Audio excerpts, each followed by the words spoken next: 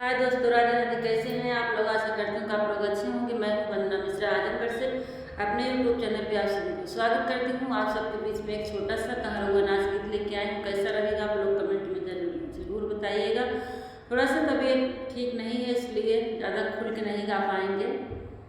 तो आइए देर न करते हुए अपने गीत को आगे बढ़ाती हूँ। जागा जागा हो बलमुआ, चोरी भइल बा। जागा जागा हो बलमुआ, चोरी भइल बा। चोरी भइल बा हो, चोरी भइल बा। जागा जागा हो बलमुआ, चोरी भइल बा।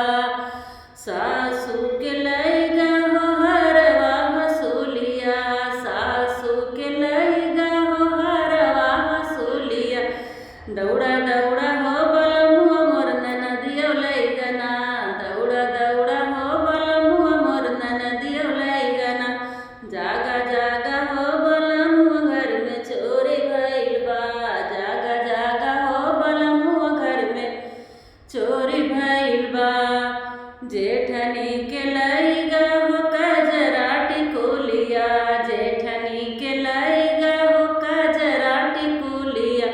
दौड़ा दौड़ा हो बलमुआ मोर ननदियो लइगना, दौड़ा दौड़ा हो बलमुआ मोर ननदियो लइगना।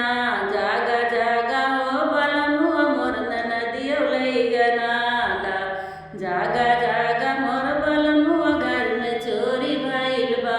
जागा जागा मोर बलमुआ घर में चोरी भइल बा।